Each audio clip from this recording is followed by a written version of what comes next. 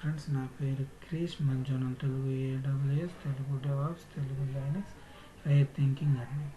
ఈరోజు మనం జీరా ఇన్స్టాలేషన్ గురించి చెప్పుకుందాం. ఈ జీరా ఇన్స్టాలేషన్ అనేది చాలా సులభం. ఇది ఫ్రీ కాదు. 30 days అయితే ఫ్రీ ట్రయల్ ఉంటుంది. ఇది కొంత కాస్ట్ పే చేయాల్సి వస్తుంది అనమాట. సో ఈ ఎలక్ట్రిషియన్ కంపెనీ నుంచి ఇది వచ్చింది కాబట్టి ఆ వెబ్సైట్లోనే ఇది ఉంటుంది. దీనికి కొంత మనీ పే చేసి దీన్ని యూజ్ చేసుకోవాల్సి ఉంటుంది అనమాట. 30 days కంటే ఫ్రీ ట్రయల్ జస్ట్ ప్రాక్టీస్ కోసమే. సో మనం చూసినట్లయితే ఈ విధంగా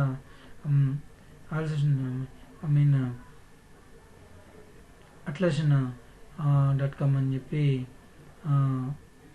మనం కొట్టినట్లయితే ఈ విధంగా ఓపెన్ అవుతుంది.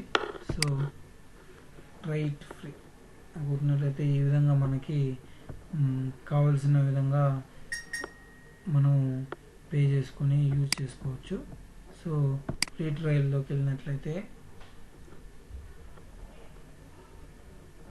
ఇక్కడ నేము, ఈమెయిల్ అవి ఇచ్చి ఫుల్ నేమ్ ఇచ్చినట్లయితే మనకు 30 days మాత్రమే అది యూజ్ అవుతుంది. అలా కాకుండా మనీతో ఉండాలంటే మనం కొంత పే చేయాల్సి వస్తుంది అనమాట, మనీ. సో దీనిలోకి వెళ్ళిన తర్వాత మనం 7 days క్లౌడ్లో కూడా దీన్ని ఉపయోగించవచ్చు. జీరాని మామూలుగా లోకల్లోను, క్లౌడ్లో రెండిట్లోనూ ఉపయోగించవచ్చు. సో ఇక్కడ ఏంటంటే మనం ఈ జీరాలో ఎంటర్ అయిన తర్వాత న్యూ ప్రాజెక్ట్స్ని వాటిని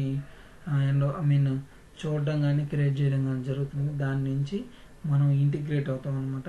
అంటే జెన్కిన్స్ కావాలంటే జెన్కిన్స్కి, గిట్ హబ్ కావాలంటే గిట్ హబ్కి, వాటికి మనం కంబైన్ అవుతాం అనమాట. సో ఓవరాల్గా చెప్పుకోవాలంటే జీరా ద్వారా మనకి బగ్ ట్రాకింగ్ అయ్యి అదేవిధంగా project management and customer support కూడా ఉంటుందన్నమాట.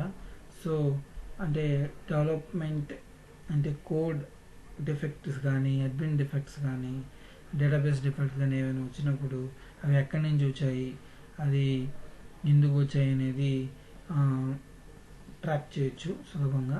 సో వాటి ద్వారా సొల్యూషన్ అనేది తీసుకోవచ్చు. ఒకవేళ సొల్యూషన్ కన్నా ఫుల్ఫిల్ కాకపోతే మళ్ళీ రీఓపెన్ చేయొచ్చు టికెట్ని.